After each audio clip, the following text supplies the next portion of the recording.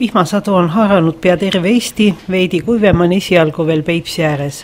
Liivilahe ääres on aga edelatuul tugevnenud 16 meetrini sekundis. Juba täna õhtul pöördub saartel lääne- ja looderannikul tuul loodesse ning tugevneb puhanguti kuni 28 ja 30 meetrini sekundis.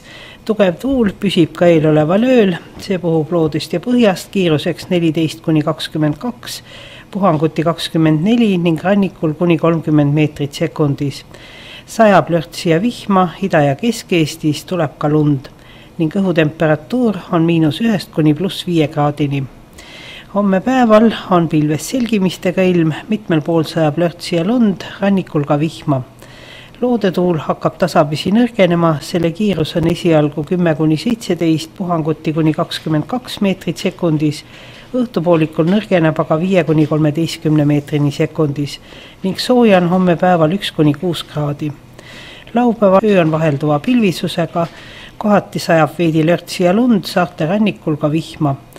Loode- ja põhjatuule kiirus on 4 kuni 9, öö hakul põhjarannikul 8 kuni 13 meetrit sekundis. Päev tuleb pilves selgimistega, siin-seal sajab hooti, võib tulla nii lörtsi lund kui vihma. Puhub loodetuul kiirusega 2 kuni 8 meetrit sekundis. Õhutemperatuur on laupäeva öösel -5 +1, päeval on sooja 3 kuni 6 kraadi. Pühapäeval tuleb vahelduva pilvisusega ilm, päeval võib siin-seal veidi sadada, puhub läänekaare tuul 2 kuni 7, päeval saartel edelatuul kuni 10 meetrit sekundis. Õhutemperatuur on öösel -5 kuni +1, päeval on sooja 3 kuni 6 kraadi.